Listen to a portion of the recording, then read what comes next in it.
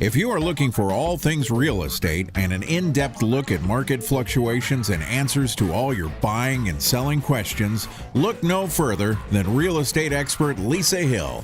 Lisa brings her vast 15-year knowledge directly to you every week, sharing her own struggles as she navigates you through the twists and turns of the real estate world. Lisa has been sober for 9 years and has been motivating people ever since. A speaker, mentor, and teacher, each week Lisa will welcome guests from all facets of the industry to ensure you are as informed as possible before making any real estate decisions. This is the Lisa Hill Show, real estate for the real world. Hey everybody out there, this is Lisa Hill. Welcome to the Lisa Hill Show, real estate for the real world. All right, so today we're going to be talking about what questions to ask when hiring a realtor. So I want to go into not just the basic stuff. We get the basics, like how much is it going to cost me? What's my house worth? All of those basic questions. But what I really want to touch on today is the questions that, the underlying questions, and the ones that most people do not ask when hiring a realtor that are probably the most important things that they should be asking. So, the basic questions that I get most often are number one, what is my home worth? Okay, which pretty much if you have a real estate license, anyone should be able to get you a home value. If you have an internet connection, you should be able to pull up on the internet and see what your house, get a kind of a good idea of what your house is worth.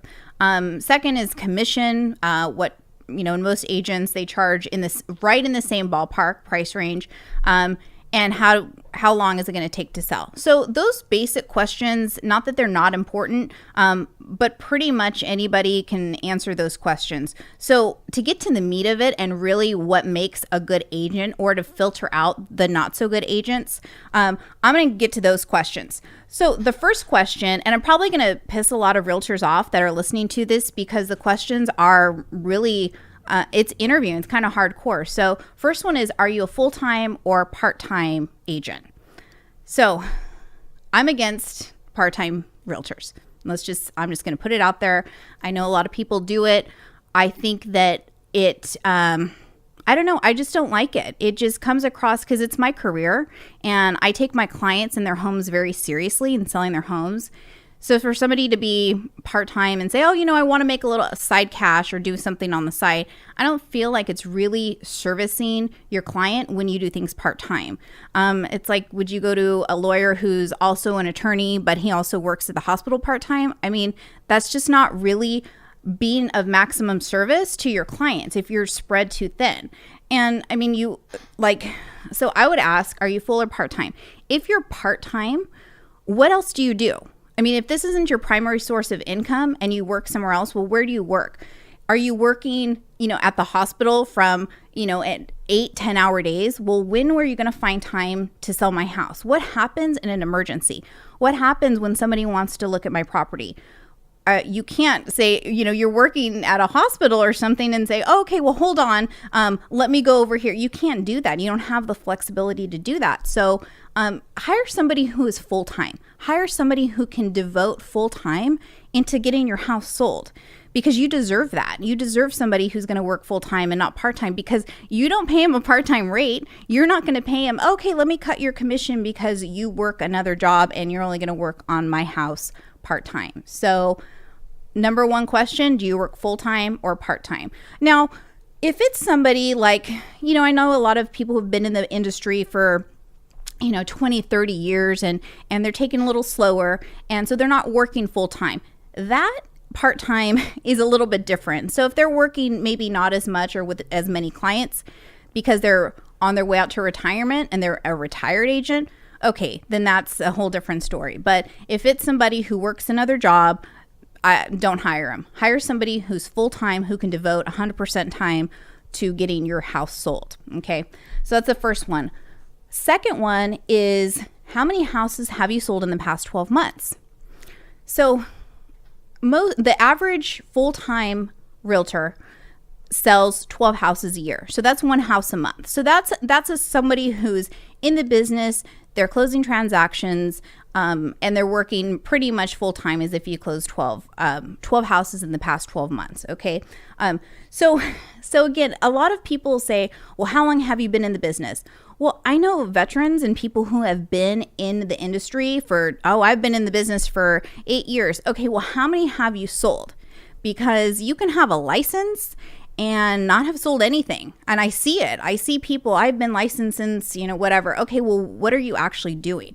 Are you day to day in the field, seeing the trends, seeing what houses are selling for, seeing what's going on with appraisals, with loans, with interest rates?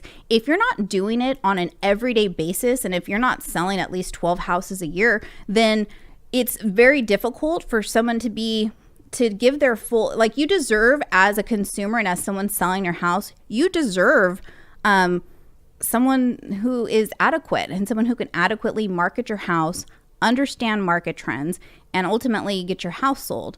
So, the time in the industry isn't as important as how much are you doing? How much volume are you doing?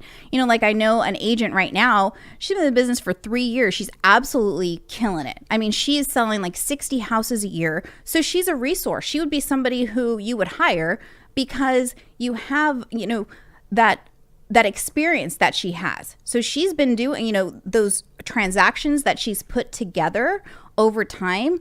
That's really what brings value, not how long you've been in the business. Because I know, like I said, I know people have been in the business a long time. Oh, I've been licensed since this, or, oh, I've had my license. Okay, but if you're not doing it on a day-to-day basis, you can't effectively do a great job of getting someone's house sold and in a quick time frame. So that is the second one. All right. The third one, okay, is if I decide to cancel, how can I cancel? That's a big one. It's really important because I'll give an example. So I had this guy call me up a couple weeks ago and he said, hey, Lisa, I have my house on the market. It didn't sell. Can you come take a look at it? And can you come sell my house? So I said, okay. So I went over there and took a look at his house. Well, actually, first we hung up and I said, okay, what's wrong with this house? And so I pull it up online. I see how it was marketed. It was horrible. Okay. It didn't have professional photography. Pictures were not good. It didn't look good. It didn't show well. It had been on the market a long time. It had all these price reductions, like every 2 weeks, price drop, price drop, price drop.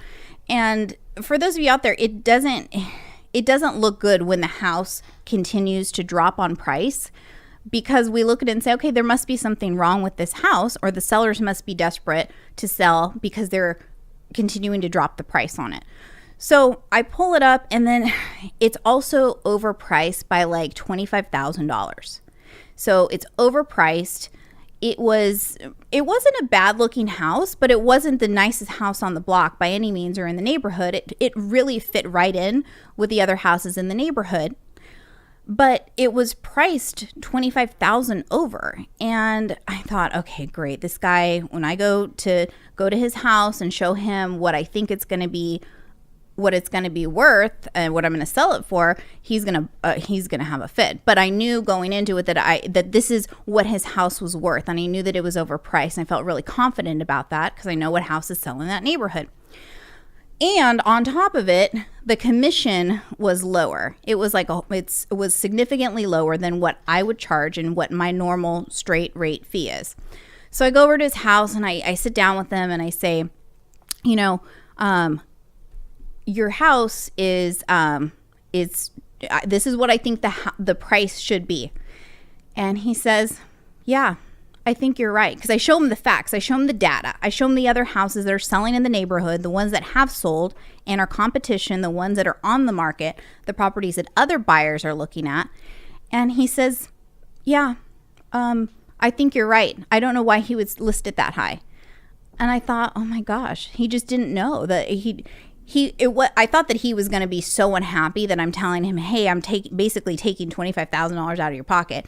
But he said, no, you're absolutely right. I don't know why he would price it this high. And he didn't balk on commission either. He saw the value. He saw my presentation. He knew I was being honest with him. And so we put the house on the market and I get a call. I get a call from his past realtor. And he was screaming at me. And mind you, this is one of those part-time agents, by the way. He has another, a different type of, totally different industry, totally different, like, I don't know, like trucking company, something, I don't know. So anyways, gruff guy calls me and he's like pissed off. And he's like, you stole my listing and I have a contract with him. And I said, okay, well, it's not on the market. It's showing that it was expired. And your client, or he contacted me to sell his house. He said, well, I'm selling it. We have a contract. And I said, okay, well, if you have a contract with him, number one, why is it not on the market? It's off market property. Why are you not actively marketing it for buyers? Number one. And number two, you're really going to hold this client to that 6-month contract when you're not even marketing it. You're not holding your end of the bargain up. So he threatens the homeowner and says, I'm going to sue you for my commission because we had a contract. And our contract says it is not up until June. So if you sell your house before then, I'm going to sue you for my commission. And so the poor client, he says, you know what, Lisa, I'm so sorry. I don't want to get sued. This guy said he's going to sue me. I'll just stay here. I'm not going to move. And I thought, that's a really shitty realtor. That's really shitty to do to somebody, that now that you don't want to lose the commission to somebody else, which, by the way, you didn't earn in the first place because you should have sold the house. So how are you entitled? Like, who gets paid? I mean, do you walk into the bank if you work at, Wells Fargo, whatever? Do you walk in on right and say, hey, give me my paycheck for the next 2 weeks? Like, no, you haven't worked. So you get paid at the end. You don't get paid up front for work that you didn't do. You got hired for one thing, to sell a house. You didn't do it. So now you're upset and you are threatening the homeowner that you're going to sue for your commission, which, by the way, you didn't earn. So it was just a really unfortunate situation. So it's really important to ask, how can you cancel if you're unhappy with services? If you're not getting the service that you want, then how is it possible to cancel? So in this circumstance, it was absolutely unfortunate. His house is not back on the market and it's not actively being shown. And it's sitting there out there in expired real estate world, $25,000 overpriced, which is so unfortunate because this client, he needed to move and he had to get the house sold in order to make a move. So in this case, the realtor wasn't thinking about the real emotional issue, why he needed to sell. He was thinking about himself and he didn't want to cancel it. So be sure that that when you do go to list your property, how can you get out of this? I had a buyer one time also that was, he's texting me. It was a weird time and he was texting me and said, hey, did I sign an agreement with you? And I said, yeah, you did. You hired me to work as your realtor. And he said, okay, well, can I get a copy of that? What do I have to pay? And I said, if you don't want to work with me, just tell me. And he said, oh, no, I want a copy of it. I need something. I said, look, hey, I'll send it to you and a cancellation because I'm not going to hold you to anything. Don't worry. Trust me. I have tons of clients that have hired me that want me to work for them. So if you don't want to work with me, I'm not hard up for money or hard up for a client that I'm going to hold them to a contract. If you don't want to work with me, by all means, there's the door. Here's the contract and see you later.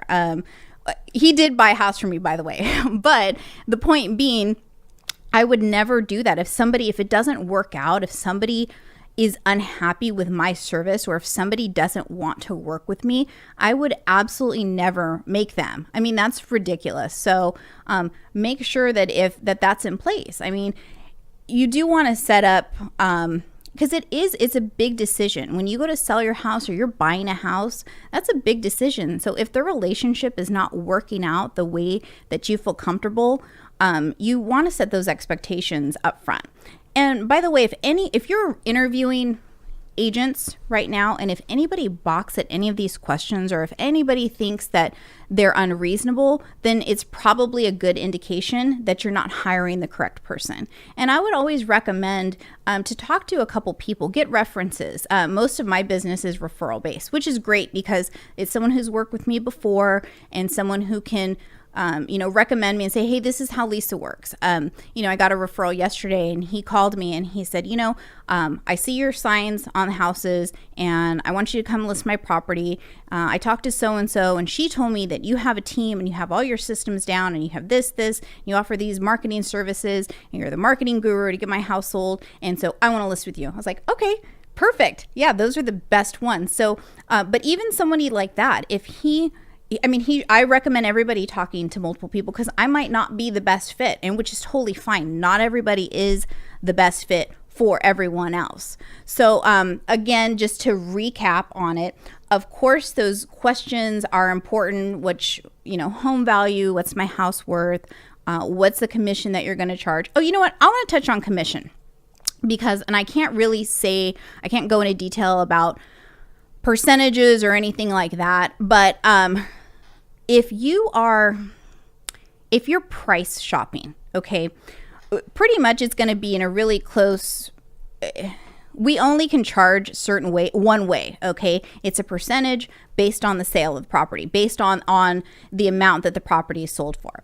And so it's going to be really close. So if you're price shopping, that's probably not the best route to go. Okay, and I'll tell you why. Because I have seen properties that are listed for, percentages lower than our standard rate. And what happens is you're going to get the short end of where their commission is getting shorted. That is the marketing dollar. I see those properties that are the low end commission or the flat rate type stuff, and they sit on the market. They don't sell. They're stagnant properties. And people, if you see a property that's been on the market for a long time, automatically, I always get this from buyers. They're like, that house has been on the market for 3 months. Can we write a low offer? Can we lowball them? They must be desperate because inventory right now isn't sitting. So if you're price shopping and the guy down the street tells you, oh, I can do it less than this one here, that's not going to be, you have to look at all areas. And I'm not saying that just the guy that can't do it good is doing the cheapest and the guy that does it the best is charging the most, because it might be that the guy that's charging the most is doing a shitty job too. So you want to look at all factors and not just price shop on commission. I know commission is like a default question when you're asking around like, okay, what's it going to cost me? Because ultimately you want to get the most money when you're selling their house. But the way you get the most money might not necessarily be commission. I know it seems the obvious because it's a fixed rate. Like no matter what, I'm going to be paying this amount. How can I cut that? But the way that you can get the most amount to you net to the seller is by hiring somebody who is good in all areas that is going to get you top dollar. Because if you price it low, you cut the commission lower, so it's commission's low, they're going to make up for it somewhere. So not necessarily is the cheapest one going to be the best, and not necessarily the cheapest commission is going to get you the most in the end anyway. So that's it about commission. So to wrap it all up, those 3 not so obvious questions to ask are to ask if you're full or part-time, make sure they're a full-time agent, ask how many houses they have sold in the past 12 months, and if they decide to if you decide to cancel, how to get out of the contract, because you definitely don't want to be like the guy I met a couple weeks ago and couldn't get out and is being his listing agreement's being held ransom right now. So that's all I have for this week. Thank you so much for tuning in. And again, I'll see you guys next week. Thanks. Thanks for stopping by the Lisa Hill Show. For more information, please visit lisahillteam.com. Catch us on the next episode when Lisa brings you more real estate for the real world.